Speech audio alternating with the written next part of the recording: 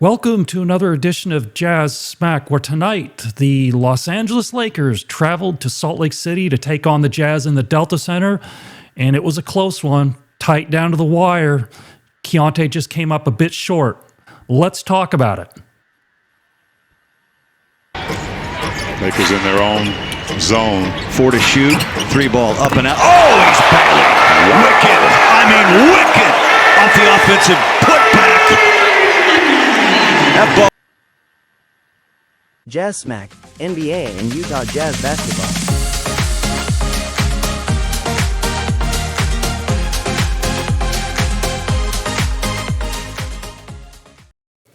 So that was an absolutely awesome play by Ace Bailey, following that up with the tip dunk. I mean, absolutely beautiful. And we saw the limitations of the Lakers defense of that instance, where LeBron, he missed his guy. His guy was Ace. Ace followed it up, and to Ace's credit, he took full advantage, and he was able to absolutely throw that down off the Keyonte miss. So perfect play, perfectly executed by Ace Bailey. But one of the things we want to talk about, in addition to talking about tonight's game in terms of how the Jazz looked against the Los Angeles Lakers, I anticipated this would be a much more competitive game in the rematch in Salt Lake City with the Lakers this time around, and it certainly was, went right down to the wire. But one of the things we want to talk about in general with the Jazz is, should the Jazz be trying to win games by playing older players big minutes? And quite frankly, we would like your thoughts on this matter in the comments section of the video on YouTube, because we want to hear what the listeners have to say about this. Because, there's all sorts of different opinions out on X with people saying we need to play the young guys more, and then others saying we need to play the young guys less. We should just play the best players. So the three general scenarios here are: go youth-centric regardless of what happens. That's the first one. Number two, mix the vets and the youth to just try and keep the games at least competitive. And number three is to just go with whoever is playing the best to try and win games, which is quite frankly, I think on this podcast, that would be the very last choice of what we try and do. Because we definitely need that that draft choice that would go to the OKC Thunder if we fall out of the top 8. So we would like to hear your thoughts in the comments section on that as we discuss this. So my feeling is, out of those three options I just mentioned, we need to play the youth, but we need to play the youth in meaningful minutes, which means I think we need to keep the game somewhat competitive, at least early in the season. I think that may change as we get further into the season, but early in the season, I think it's helpful to have some competitive games where the guys can get kind of acclimated and then try and play the youth more and more as the season progresses. And the Jazz, obviously, there are trade scenarios, which probably means some of the older players moving on. That's certainly a possibility prior to the trade deadline. So the roster can certainly change, prior to the end of the season. And then the youths would be forced to play more just because that's who we have on the team. But my feeling is, and like I said, there are all sorts of opinions on this on X, is for right now, we play the youth as much as we possibly can, but keep the games competitive by also playing veteran players. If it's getting out of hand, try and keep the games competitive as much as possible. That's my feeling on it at this moment. It's going to change, but that's how I feel right now. Thoughts? I have different views on it. I alter too. The one thing that I would say that I really like Hardy's message 3 years ago when he came in, or 4 years ago when he came in, you play hard and pass and you earn your minutes. That last one is earning your minutes. I think if you only play the youth and you just say, look, we're just going to go youth, then no one's really earning their minutes, right? Maybe they're somewhat earning their minutes, but they're just getting an automatic pass and saying, look, let's play Ace Bailey. So I'm kind of mixed on that, like with you, is that I want them to show through hustle, maybe not necessarily skillful play, but hustle, that they earn their minutes. So I would like them not necessarily to just be given minutes, but to earn them. At the same time, coming down at the end of this game where we came back, which was incredibly exciting. It was great. 3 of the 5 players on the floor were older players, right? And so you would think, okay, maybe if we have some of our young guys in there, they're getting those valuable time to see if they can perform in that and learning how to perform in that clutch time. So in that sense, I'm like, man, I would really like to have some younger players playing in that time. So I'm mixed on it like you. Is that I kind of like the mix, to be honest with you, but I don't want to see that it's a majority of older players that we know are not going to be part of our future that are taking like the meaningful and very important crunch time, because I think that's when you want to, develop these players, and they may fail. Like, Keyonte's shot at the end, I don't know if he was fouled or not, and we could talk about that, but he clutched it, double pumped, but I'm glad he took the shot, honestly, because we want him to go through that and take these hard shots, because that's the only way you learn. Remember when Kobe came into the league and he shot an air ball at the end of the game, like on a 17-footer? Yeah, and then he became one of the best closers in the game, right? So he had to go through that. So I do like the fact that Keyonte took that shot, because I think we need our young guys to do things like that. Yeah, I expect Keyonte to learn from this that regardless of what you do, even if the shot were to get blocked, you don't double clutch that in that situation, because that turns that shot from an improbable make to an almost impossible make.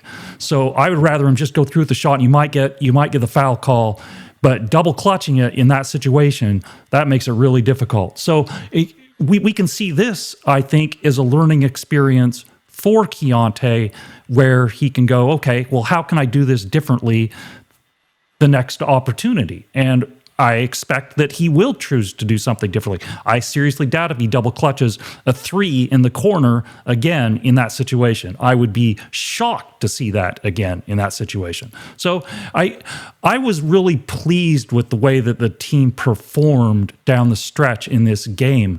And the first 2.5 quarters were very odd. It's like both teams were just like they were just like fighting their way with their feet in mud, quite frankly. There's all these open shots and they were all missed and everything. But that last quarter and a half kind of changed. The intensity increased. Guys got more aggressive on both sides, both teams. And it got really competitive. And that made it exciting, a lot more exciting than the first 2.5 quarters. So it was kind of an interesting game tonight. And, the youth did get considerable amount of time, but we can see, we can all see that Hardy really wants to win games right now. Whether he wants to win games the end of season, I don't know. But right now, he really just wants to win games, more so than any other one factor. Now, he's not cutting all the youth out at this point, but it's clear as day the guy really wants to win games. I think that's been clear as day the last few years. Until last year, let's face it, until last year, when we're guessing, we don't know, but we're guessing, Ainge went to him or Zanuck went to him or both and said, you're not playing these players, you're shutting them down. Until that time, he was playing to win. That's been his case all along.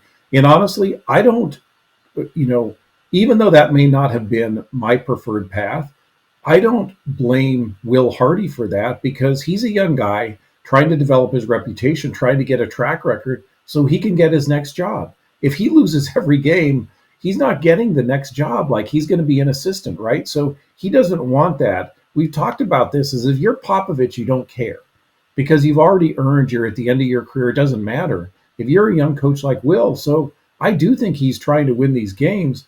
And I think unless either those players are traded away or he's told he's going to do that. And I think he's going to even do it more. Like you told him, you said this, like Kevin Love is getting more and more time, right? Was that unexpected? No, we expected that because we've just seen Will Hardy do this now for 4 years.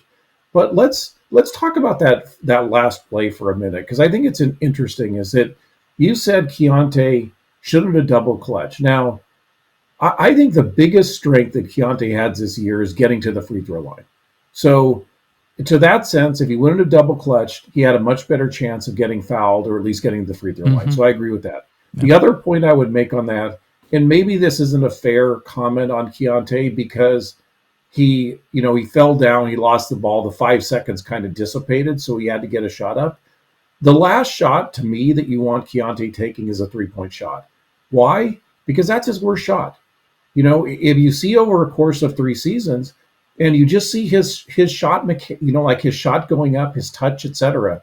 Remember, like Luka got the 3-pointer that he shot from way deep above the top of the key where it bounced around. That's a guy with touch. We've seen that with Lauri Markkanen. Keyonte doesn't have that. So the other comment I would have on Keyonte is I would rather him take a dribble, drive in, try not, take a 17-footer, an 18-footer, not a 3-point shot, because I don't think that's Keyonte's best shot. Now, I said it may be unfair because that may have been what he had to do just because he had already fell down and used the 5 seconds. But I don't know what play was run for him, but I would have rather not have a 3-point shot out of Keyonte. What do you think about that? Yeah, I agree with that. I think it was was there a different play call, or was that the shot that Will Hardy wanted? I mean, that's something we don't know. But Keyonte tried to draw a foul by falling down, and that kind of blew the whole thing up. It set it off. And that's another thing where Keyonte needs to learn.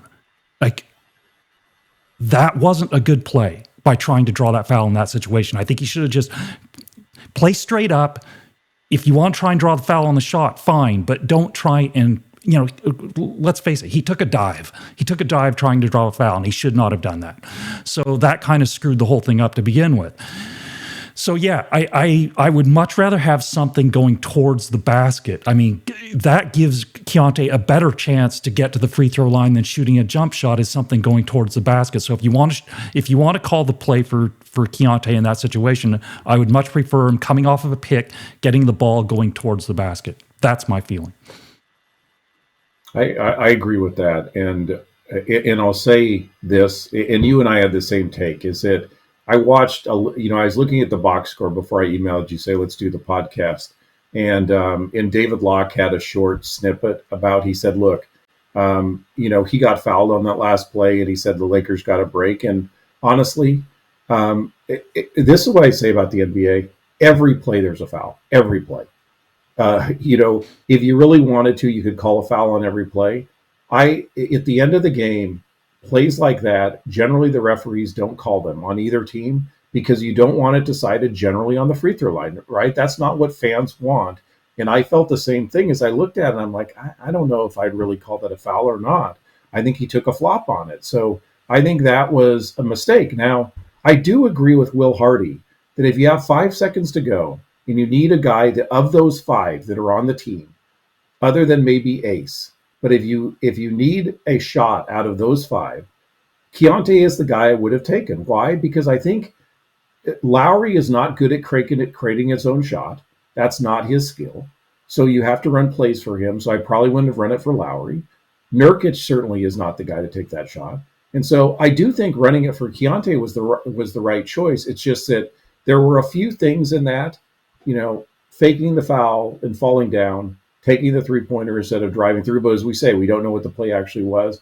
And you said the double clutch, which I'm kind of mixed on, but to me, Keyonte's biggest strength is getting the free throw line. So you got to take the shot that gives you the maximum chance of doing that, because he goes to free throw lines, he hits both of them, the way he's shooting free throws.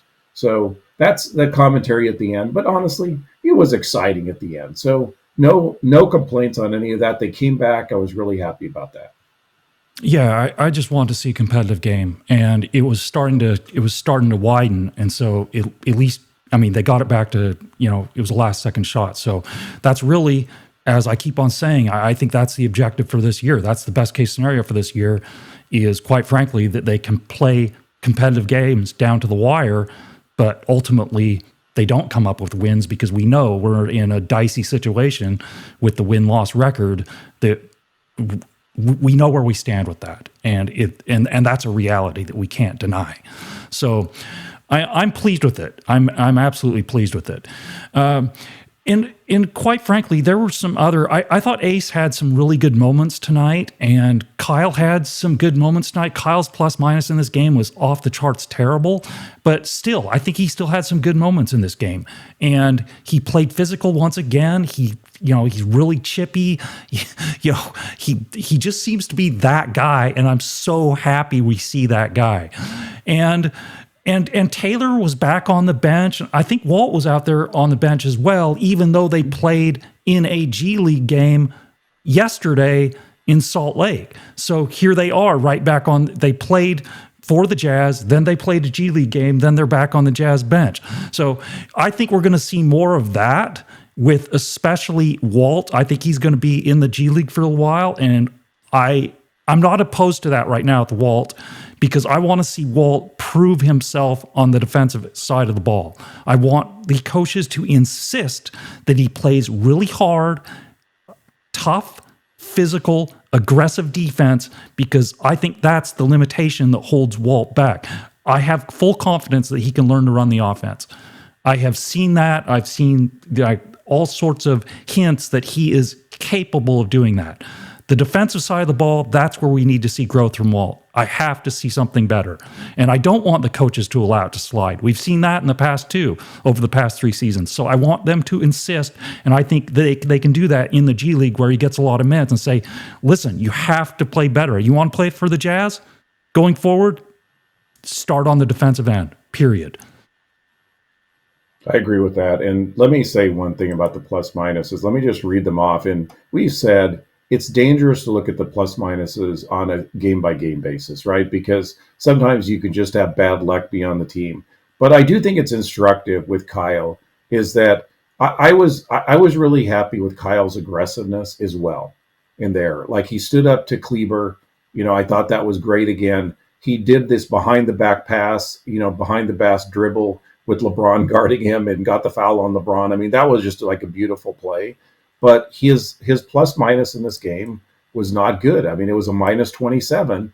And the thing I wonder about that is that because the defense really suffers when Kyle's on the court? The other guy with let's look at the other ones with negative plus minus. Bryce Sensabaugh has been criticized for his defense. Isaiah Collier has not been criticized for his defense, but could. Cody Williams -9, Kevin Love -7. Keyonte -4. The positives: Svi at +9, Lauri at +19, Nurkic at +14, and Ace at +14. Now, Ace has really had some negative plus minuses this year, but I do think it's instructive that we have to look at it that we would expect Lauri to have the best plus minus, right? He's the best player on the team. Now it is +19, so it worked out this way.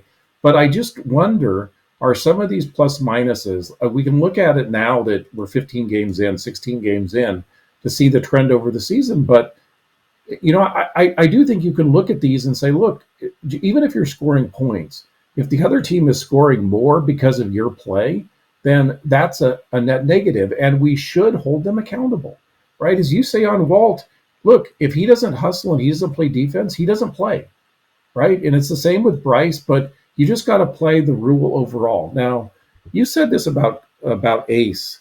There was a few times at the end that he got the ball, he was dribbling down, and he passed the ball up. Like that fourth quarter shot where Lauri off to the wing from a three-pointer, Ace could have taken that. He passed the ball off. I mean, he continues to do that, and it's incredibly impressive for a young guy. I mean, how many shots did Ace have in this game? 10? Right? Yeah, four for 10. He's not gunning it. He is not gunning it. He's playing within the system. And for a young guy with that level of accolades, it is incredibly impressive. And then Kyle, which really, frankly, bothers me, he got 3 shots. As skillful as Kyle is, he got 3 shots? I mean, come on. So that bugged me a bit. Yeah, well, the offense isn't doing any favors to a lot of the guys right now. Let's face it. I mean, it's really favorable to 1 or 2 of the guys, and then a lot of the other guys, like Bryce is not getting good looks. The offense is not creating and not being helpful at all to Bryce, and he is really struggling to start the season. The offense really isn't particularly helpful to Kyle, and quite frankly, it's not that helpful to Ace either at this moment. So I think, and I still believe that Lauri can get better looks too if the offense is tweaked a bit. I mean, I'm fully in favor of that. Now, we still don't know how much Will is working on the offense in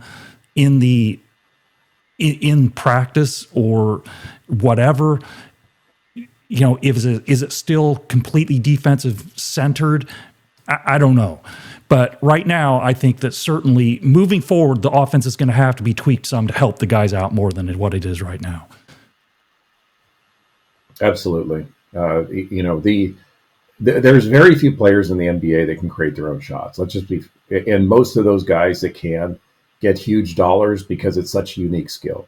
And most of the players play a lot better if they play within a system that creates shots for them. And we have a lot of guys on our team that are that way. And honestly, they're not getting good shots. That could be because of personnel on the floor. It could be because of schemes. It could be because of guard play. It could be a number of factors, right? But they aren't getting good shots. And we know Bryce is a knockdown shooter. His numbers have not shown that this year. Now, do I think that Bryce creates a lot of his own shots? No, I don't. I think he's also a spot-up guy, right? I think that's his greatest skill. The same with Lauri. So you need to, to maximize his skill set, you need to, play within that system. Now, I do think Kyle can create his own shot. He just doesn't get an opportunity. Like 3 shots, right? I think he's an incredibly skilled offensive player, but he's not getting a ton of opportunities. So let's take a look at, we talked about the defensive ratings and everything. So let's take a look at what those defensive ratings are from a player's standpoint, from the top down list, like the best defensive rating for a player, start at the top and then go down. Let's take a look at those and look who's on that list and kind of generalize some things here that we can kind of use to describe the Jazz team and every player on the Jazz by just looking at this list. So if we do look at this list, Alex Caruso right now, and we're only going to look at the guys with double-figure games played, because looking at a guy, James Wiseman is number 2 on this list, and he's played 1 game. So it doesn't make any sense to look at that. But from a defense, Alex Caruso is number 1 in the league at 93.4 defensive rating. A.J. Mitchell, number 3 behind Wiseman at 98.7. Chet Holmgren, number 4 at 99.7. Isaiah Joe, number 5 at 100.3. As we can see, this list is dominated by Oklahoma City players. So what does that mean? What it really means is if the Jazz players want to be known as good defensive players and to appear, in the top 100 of such a list of best defensive ratings, it's as much as anything, it's about how well the team plays defense, because it's hard to shine individually on a team that struggles mightily on the defensive end. So all the Jazz players and the coaches should be telling them this. If you want to be recognized as a really good defensive player, the team has to perform well defensively as well. Otherwise, you're not going to ever get that recognition for the most part, because you're not going to ever show up on any of these lists. I mean, you're just going to be buried somewhere. The team has to defend better in order for those players to get individual recognition on the defensive end. That's the bottom line. And yeah, for the team to get better, the individuals also need to be better. But it's a hand-in-hand type of thing. And so, I hope this players recognize this, that it's very important to defend at a high level. I mean, one of the 5 or so best defensive teams in the league, if you really want to be truly competitive. And the Lakers face this in the postseason too. This is one of the things. The Lakers have some terrific offensive players, but quite frankly, defensively, they're not good. Luka's not good. Reaves isn't good. And at this point, LeBron, he doesn't even run back on defense a lot of times. You saw him just give up, and everybody else runs to runs to the defensive end, and LeBron is basically cherry picking. Yeah, he ended up with like a dunk or something from a Luka pass because he was so just hanging around on the offensive end of the court. But that team struggles defensively, and I think that's going to kill him in the end. The Jazz need to build a defensive base so that they can actually compete at a high level. That's my opinion.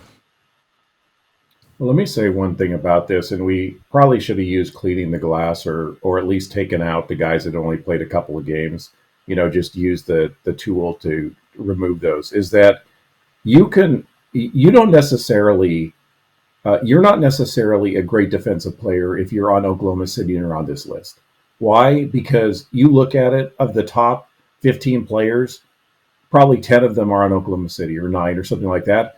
So I do think that's an indication the team is good, but you're going to see this when you flip around the list, is that if you're a bad defensive team, you may have players that end up on that list, even if they're performing better than what it shows, because the team is so bad defensively.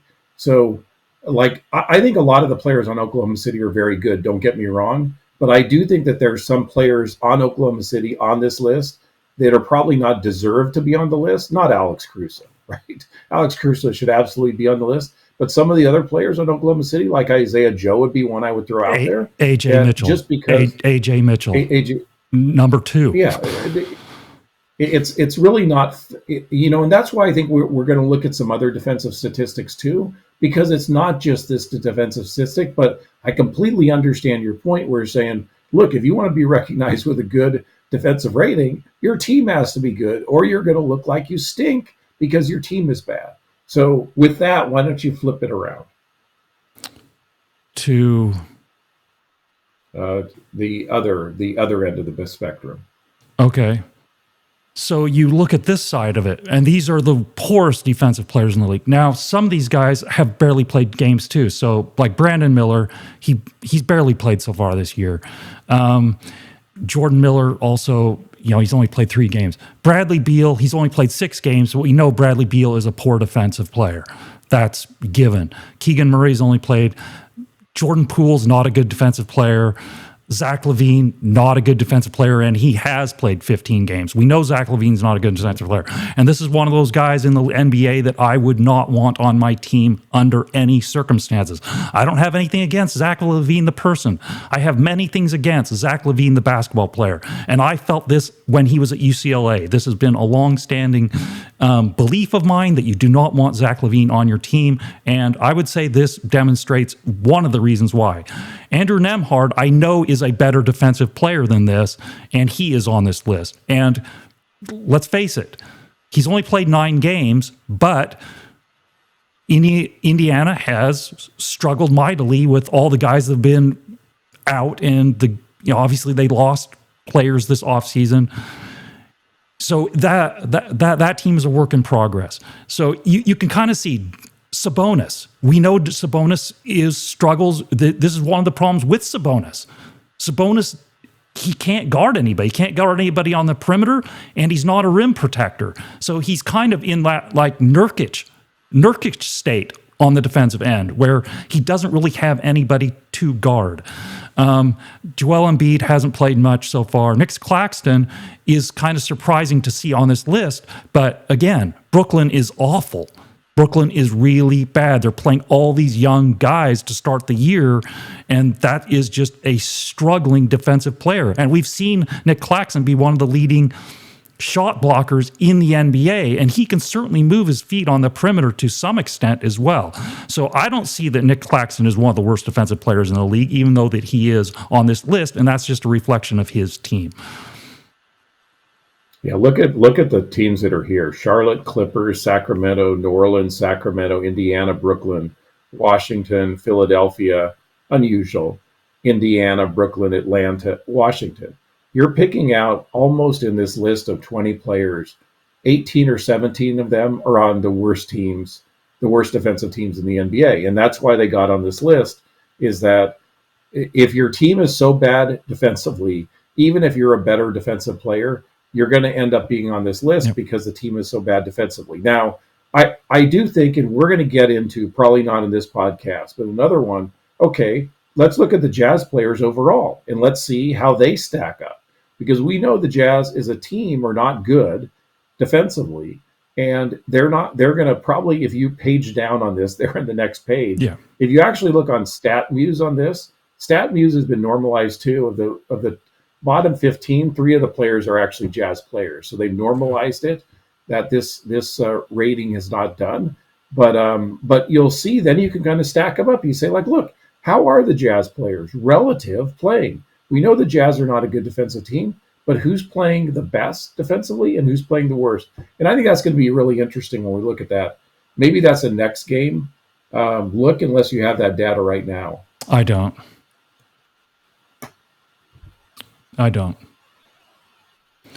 Well, do you have anything else to add tonight? No, I think we're running out of time. I was really happy with how the Jazz came back. I was really happy for most of the third quarter of how they played. I was really happy with some of the toughness shown. I really liked how Lauri came back and hit some shots at the end. And honestly, I think Keyonte had a nice game. So give him credit for that. But, it starts in a hurry in the NBA. We got another game tomorrow night. Yeah, absolutely. So I think that will be it for this evening. And please, like I said, leave your comments in the comment section if you are watching on YouTube, because we'd like to hear your thoughts on what you believe the Jazz should be doing realistically. I mean, the opinions are all over the place on X and elsewhere online, and we would like to, the dedicated Jazz fans who typically would be those who watch this podcast. I'd like to hear your opinions on this, because there's no definitive right or wrong, but I would seriously like to hear what others think. But anyway, for those watching on YouTube, please like, share, and subscribe. You could also follow us on X at JazzSmack, and we will talk to everybody later.